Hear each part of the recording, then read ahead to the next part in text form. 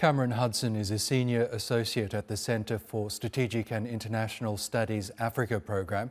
He joins us now from Washington, D.C. Really good to have you with us, sir. Antony Blinken's designation of genocide at the hands of the RSF has drawn attention to a conflict that really hasn't made the headlines as much as it should compared to conflicts in other parts of the world.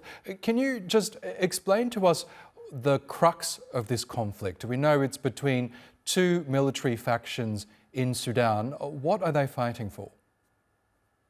Well, they're essentially fighting for control of the country. These were two military factions that cooperated in the overthrow of a civilian transitional government several years ago. But when there were no civilians or authoritarian leaders in charge of the country, they turned their weapons on each other. And so the country has been locked in essentially a state of civil war for the past 20 months. The country is largely divided between these two camps. And fighting continues to rage on in the capital, in Darfur, and in the southern part of the country, which is the breadbasket of the country, which is exacerbating the food security and the humanitarian crises which are occurring throughout the country right now. It has become, in the course of the war, the largest internally displaced crisis in the world. More than 13 million people displaced out of a total of 50 million people in the country, and the largest food security and famine crisis in the world today. So it has skyrocketed beyond Ukraine, beyond Gaza, in terms of just the number of victims in this war. Antony Blinken specifically mentioned the alleged atrocities committed in Darfur. Darfur, of course, 20 years ago was also highlighted as a place where a genocide occurred. The then Secretary of State Colin Powell made that designation and said that the Janjaweed were responsible for those atrocities. And it's the Janjaweed that eventually evolved into the RSF. Can you explain to us the relationship there and what that particular group's role is in the country?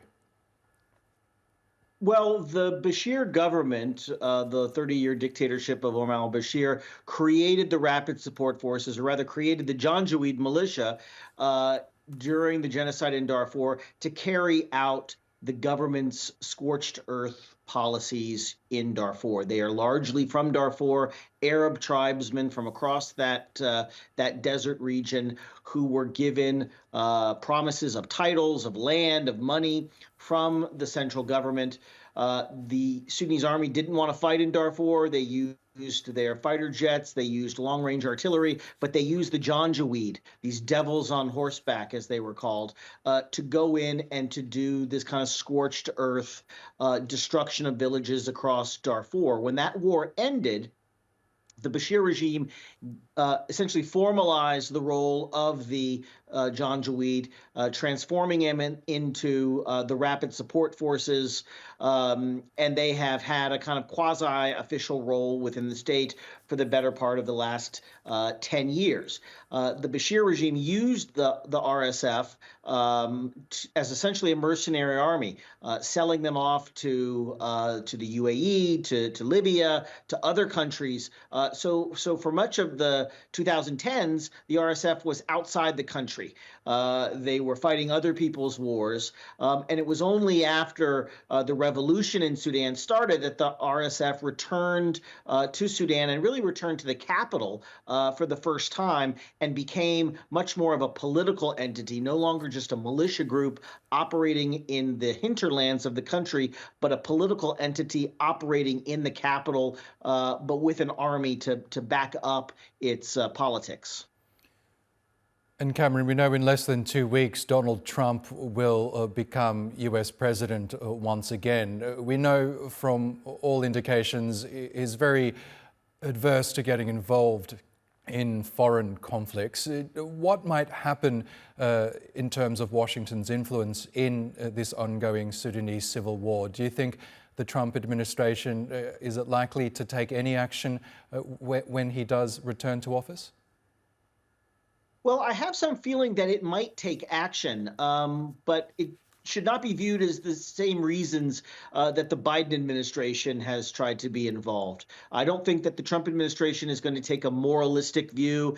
It's not going to take a view about the humanitarian situation because, quite frankly, and this may sound callous, but it doesn't present in his view, in Trump's view, a kind of threat to the U.S. national security. What he is interested in is making Middle East peace, and he is interested in expanding the Abraham Accords to include other countries, namely Saudi Arabia. And in the course of doing that, we have to remember that Sudan is only one of 4 countries that signed the Abraham Accords. And so, if it's President Trump's intention to revive that agreement, it would be hard to do if one of the signatories to that agreement is a failed or collapsed state. So I think he will have some interest in trying to end the fighting, also because you have on opposite sides of this war, Saudi Arabia and the UAE. UAE is, of course, a signatory to the Abraham Accords. President Trump wants to include Saudi Arabia in that agreement. So again, it will be very difficult to expand that agreement, which he cares about, if he has the signatories to that agreement on opposite sides of this war. So I think there will be a compelling reason for the Trump administration to get more involved, but again, not for the traditional reasons of bringing humanitarian relief or ending civil war or establishing civilian democratic rule. It will be much more about advancing his own interests in the Middle East. Okay, Cameron Hudson, we will have to leave it there, but thank you so much for explaining all of that for us. We appreciate it.